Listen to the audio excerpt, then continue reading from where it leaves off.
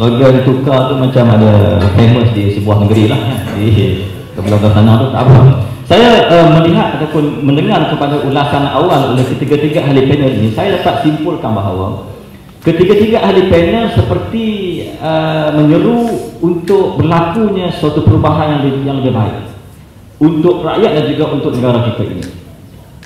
Maka saya kira untuk mewujudkan sebuah negara yang sejahtera ini, ia memerlukan gabungan di antara dua pihak, iaitu pemimpin dan juga rakyat. Soalan saya ringkas saja. Pemimpin yang bagaimanakah yang perlu diangkat dan rakyat yang bagaimanakah perlu dilahirkan supaya kita sama-sama berjaya untuk mencapai ke sebuah tahap negara yang sejahtera, yang betul-betul sejahtera seperti yang ditaklifkan oleh ketiga-tiga ahli panel ini. So saya kembali semula kepada Ustaz Rashid untuk memberikan pandangan beliau dan seterusnya ahli panel yang lain, insyaAllah. Bismillah, alhamdulillah, wassalatu wassalamu ala rasulillah. Saya masih penjawab awal.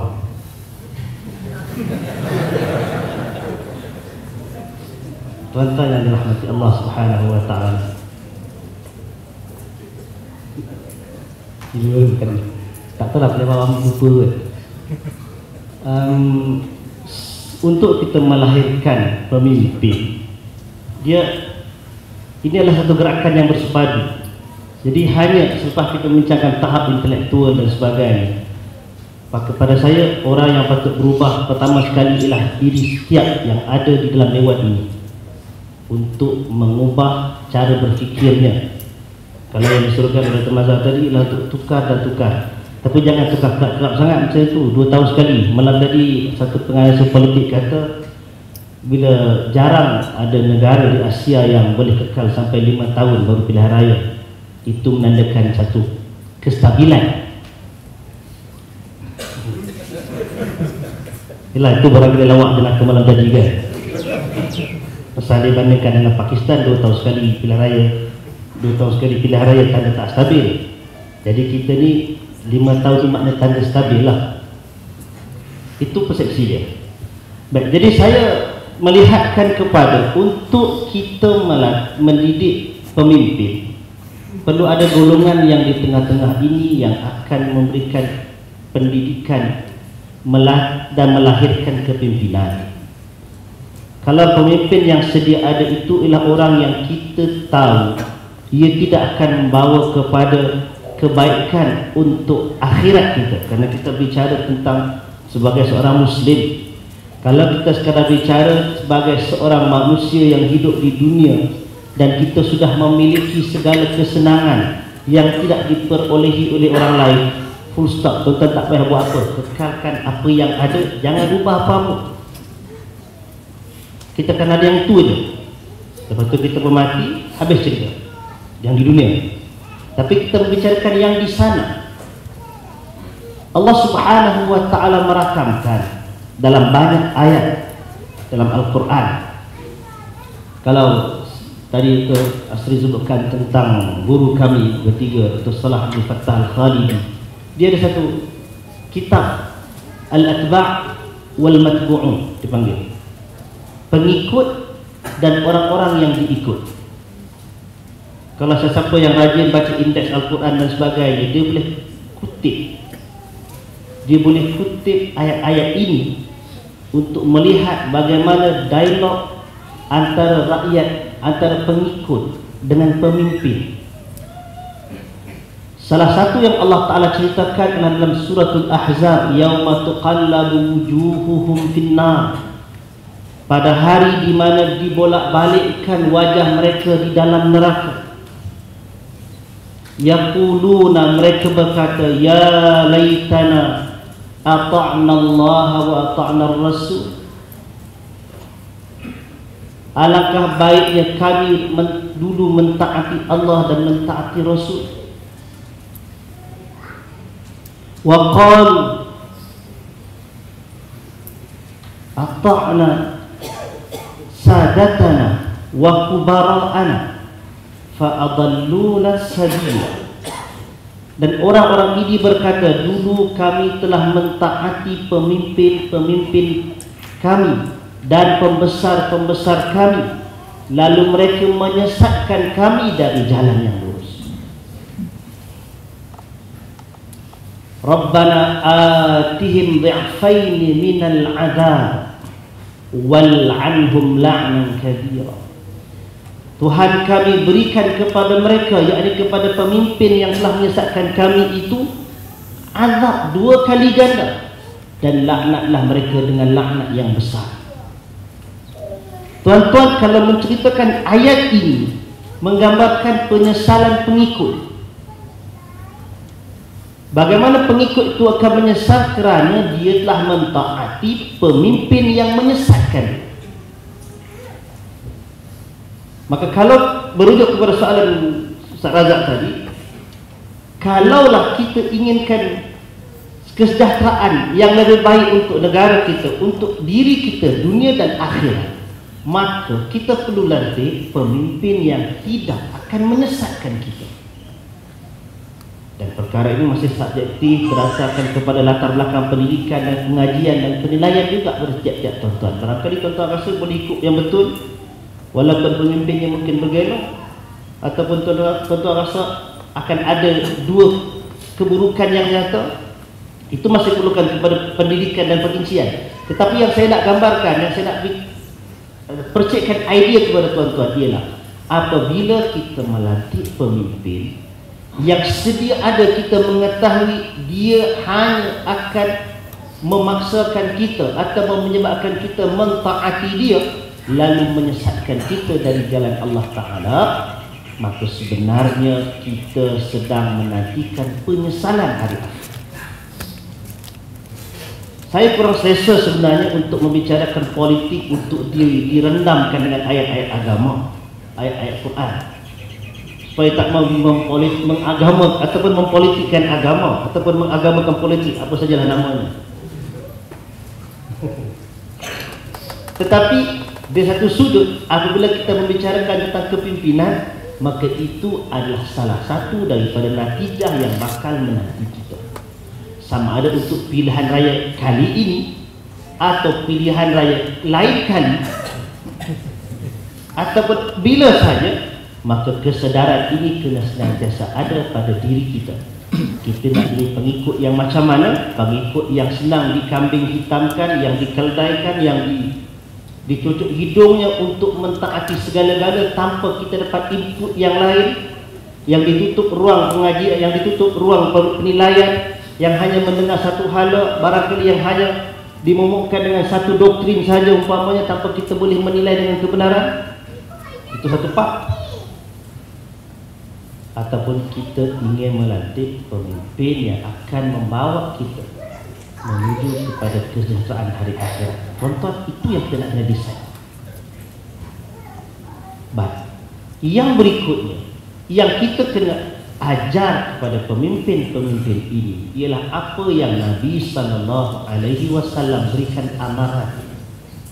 Tidak ada seorang pemimpin yang dilantik memimpin umat,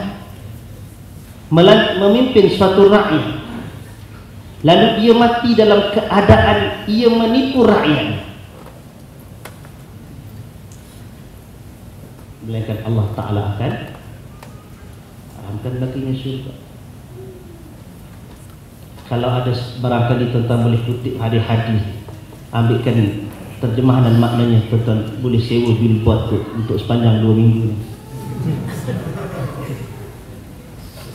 di mana ada gambar calon, di situ kita letakkan ayat Quran, diletakkan terjemahan hadis, supaya yang dilantik menjadi pemimpin bukan dengan niat untuk menipu rakyatnya. Orang berebut untuk dapatkan kerusi. Tuan-tuan, saya berkenalan dengan beberapa orang kawan yang duduk di kawasan yang memegang kursi parlimen. Yang ada pada dia ialah keluhan gaji 8,000 tambah dengan allowance 11,000 sebenarnya lebih susah daripada semasa dia tidak menjadi ahli parlimen. Sekadar boleh cukup makan, yang lain duit habis kepada parti, bukan parti buih, bukan parti politik ya. Duit habis untuk program kawasan, duit habis untuk program di kampung-kampung, duit orang akan datang di pusat khidmat DUN setiap hari untuk minta bantuan. Pergi ke kedai makan, dia terpaksa kalau nak jadi kekal di situ, dia kena belanja suruh orang yang makan di kedai. Karena tu kalau ada siapa-siapa sini yang bercita-cita jadi calon, kalau di kampung KL kita tak pasti. Kalau bercita-cita nak jadi adu dekat kampung, belah Penanti ke, belah Kanga ke apa ke, kalau dia tak berkeluar duit untuk belanja makan, jangan mimpi untuk jadi calon. Hari dia orang pangkah lambang dia, esok orang pangkah dia hari-hari.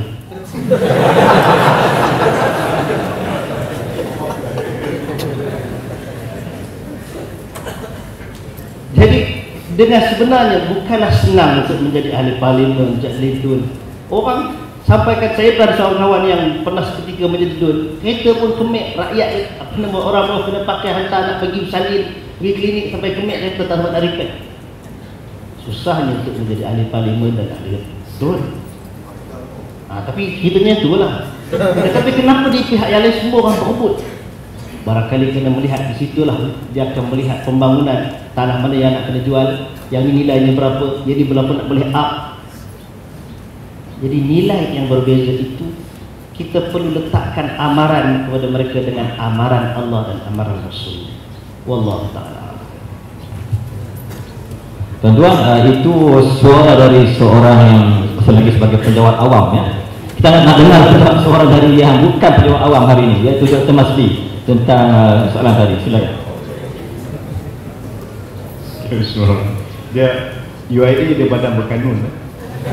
Dia dilaksanakan di Warta Syarikat. Jadi secara undang-undangnya saya bukan penjawat awam, tak seperti Ustaz kedua ni. Dia orang komen, saya bukan. Ya, cuma kadang ya. Okey. Bila sebut tentang rakyat dan juga pemimpin, dia kita perlu sedar tidak ada dikotomi antara rakyat dengan pemimpin sepatutnya. Pemimpin itu dia adalah daripada rakyat, sebab itu namanya wakil rakyat. Rakyat yang pilih dia. Dia kena sedar diri bahawa mereka berkhidmat untuk rakyat.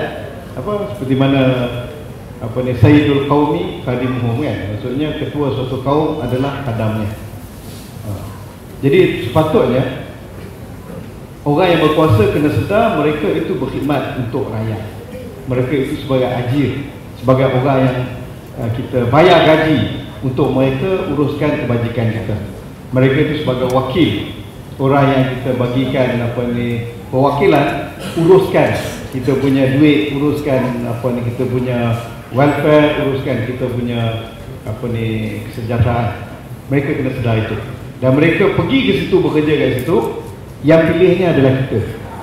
Seperti mana nak kerja kena ada interview dan sebagainya, dan diluluskan baru dia boleh bekerja. Begitu juga sepatutnya proses pilihan raya merupakan proses untuk kita interview mereka.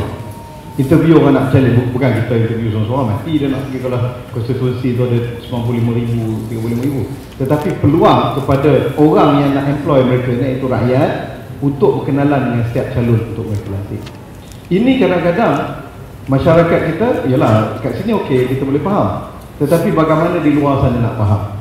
Alhamdulillah ada YouTube ni untuk siapa yang saya rasa menonton YouTube yang bukan yang tak ada kat sini, boleh beritahu bila mereka pulang ke kampung. Kadang tak perlu kampung pun, duduk rumah bangsa dekat Kota Damansara pun belum tentu mereka sedar benda ni. Sebab apa? Kita dah terlampau lama sangat diperintah oleh satu rejim. Bila sebut kerajaan, difahamkan kerajaan itu adalah UMNO, adalah BN. Sebab tu bila bagi duit green, dia kata ini hakikat. Tak percaya boleh balik Batu Fahad, boleh balik Muar, ataupun boleh pergi dekat rumah PPRT. PPRT tak boleh lagi ni, kadang duduk rumah dekat Bukit Antarabangsa pun lepas fikir macam itu lagi. Betul, duit ni duit UMNO. Ya, duit ni duit UMNO, terima kasih kepada kerajaan. Ada seorang lecturer ni, ada PR ni. Dia kata, saya ni, satu family dia sudah ubah, sudah tukar kapal, dia masih tak lagi. Dia kata, kalau tak kerana kerajaan ni, saya tak boleh belajar luar negara. Fikir macam gitu. Dia tak sedar bahawa yang dia pergi belajar, yang dia gunakan itu duit rakyat yang diamanahkan kepada satu kumpulan yang kita pilih 5 tahun sekali. Kalau dia buat, alhamdulillah dia laksanakan kerja dia. Tetapi bukanlah dia itu perfect. Bila tak perfect, maka kita kena betulkan. Kan? Kalau dah tak boleh betulkan, kita bagi peluang kat orang lain untuk bagi yang lebih baik. Kalau orang lain tu tak boleh perform, kan? Kita tukar. Dan orang kena tukar ni, kena ingat, saya tertarik dengan seorang lecturer UN. Dia kata, tak apalah, Ustaz Azri tak cerita politik, Ustaz Rashid, tapi saya kena cerita politik. Dia kata, saya ingin kerajaan, saya ingin tukar kerajaan kerana saya cintakan BN. Sebab dia kata BN dah terlalu lama, mereka ini amat pakar dalam korupsi, dalam rasuah, dalam kepas duit rakyat. Jadi mereka akan menjadi pembangkang yang paling efisien. Kerana mereka tahu bagaimana cara-cara nak kepas duit. Jadi kalau kerajaan yang baru, kerajaan yang baru nak belajar, kan? Dia tak boleh jangan main-main. Aku 50 tahun buat kerja ni. Jadi kita perlu pembangkang yang kuat, pembangkang yang tahu hal ehwal untuk maslahat rakyat. Maka kita perlulah tukar. Itu pada pandangan profesor tersebut daripada UM. Dan dia kata titik tolaknya cintanya saya kepada BN. Reverse psychology, kan? Tapi yalah, kita fikir macam kata Dr. Azri, kita clear. Saya yakin kalau kita lihat kepada taburan pengundi itu, yang pengundi tegar kepada parti itu tak lebih 30%, sama ada di pihak BN atau pihak PR. Mereka ni hujan, ribut, tsunami dan sebagainya tetap akan pangkah parti yang mereka nak pangkah tu. Kalau separuh tu saya ada usik lah, separuh kawan kita tu toreh darah pun memancut hijau. Kan? Dia dah memang kan? Toreh dia memang memancut darah keluar tu hijau. Kita tak boleh buat. Tapi bilangan dia tak lebih 30%. Begitu juga yang toreh keluar biru, kan? Dia tak lebih 30%. Yang ramai yang majoriti DAP, diri atas pagar. Bukan tu kan? Floating voter berjalan, bukan DAP parti tu. Maksudnya floating voters, pengundi atas pagar, ataupun kalau dekat Indonesia panggil golput, golongan putih. Golput. Kita tak guna lah, kita guna atas pagar dan sebagainya. Siapa? Kebanyakan tuan-tuan ni lah. Bukan untuk nanti halal. Dia ada kan. Tapi ramai ni kita. Dan ramai yang sedang menonton YouTube ni, dekat mana-mana pun. Yang kita tentukan siapa, okey lah, kita dah ada mindset. Tapi normally yang memang keputusan kita nak buat pada hari ini. Jadi rakyat ni kena sedar bahawa yang majoriti itu rakyat.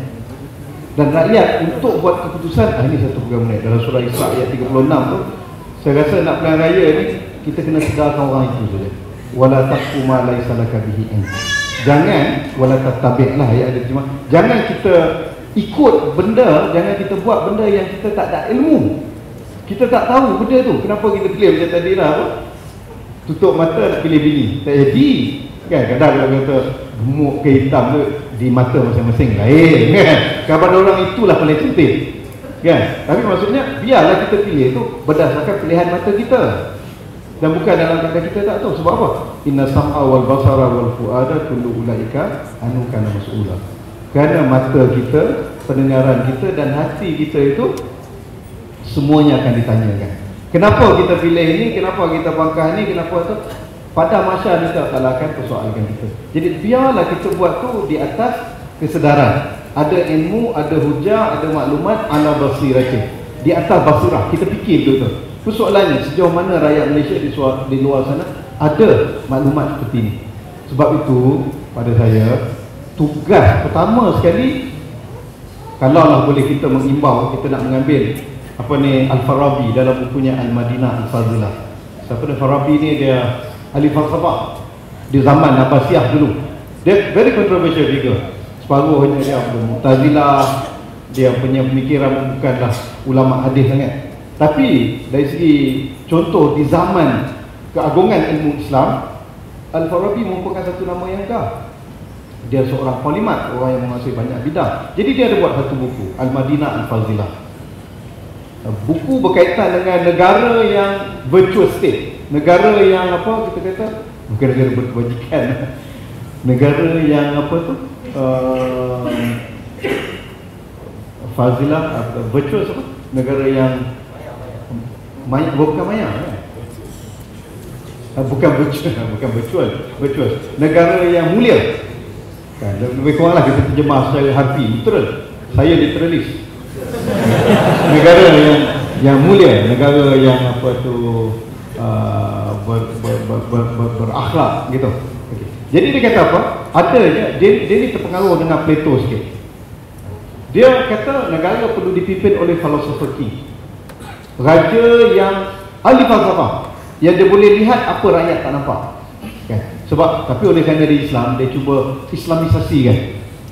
Kalau macam kat bank, dulu bank ada fixed deposit, ada apa ni, ada bond apa, sekarang sudah ada mudharabah, sudah ada sukuk, sudah ada murabahah kan. Dan begitu juga dia pun dia nak islamikan, dia kata kena prophet imam. Pemimpin itu kena yang orang yang mempunyai vision yang jauh daripada orang lain. Dan tapi tonggaknya dia ada seorang ahli ilmuwan. Tapi dia tak berhenti kat situ. Dia kata negara Madinah Fadilah ini, negara yang apa ni berakhlak ini, dia kata mestilah tertegak di atas al-hurriyah wal ikhtiyar. Rakyatnya bebas untuk memilih, tetapi mesti didasari dengan konsep ilmu. Maka peranan penting ialah golongan berilmu untuk mendidik masyarakat. Golongan berilmu, dia kata, dia cakap golongan filosofer lah, ahli falsafah, mereka ini berperanan untuk memastikan rakyat dididik. Dalam kes ini saya rasa ia amat berkait rapat sepanjang zaman. Evergreen dapat ini. Di zaman kita pun bukan ahli falsafah tetapi ilmuwan, ulama, intelek, ataupun bahasa Melayu dipanggil budiman. Golongan ini kena bangkit untuk mendidik masyarakat. Sebab kadang orang kata sistem demokrasi ni tak boleh pakai. Sebab apa? Dia suara majoriti. Majoriti ni jahil. Yang boleh berfikir ni berapa orang saja. Orang pandai-pandai ni tak ramai. Saya kata itu bukan demokrasi, itu pseudo demokrasi. Tak cukup demokrasi separuh masa. Demokrasi yang sebenarnya ada ruang untuk golongan budiman, untuk intelek, untuk ulama bersuara dan menyampaikan pendapat mereka supaya mereka boleh mendidik masyarakat. Kalau tidak ada ruang seperti itu, kalau kena ban dekat RTM ke, kalau kena ban dekat TV-TV, tak boleh menulis kat surat khabar dan sebagainya, itu kita belum ada demokrasi sebenar.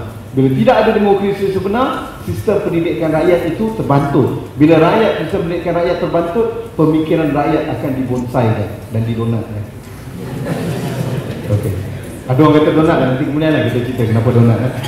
Tapi persoalannya dalam nak mendidik masyarakat, bagaimana jikalau ruang itu tidak ada? Kalau ruang tidak ada pada waktu itu, para budiman, para ulama dan para orang cerdik pandai, tanggungjawab mereka lah untuk ubah keadaan.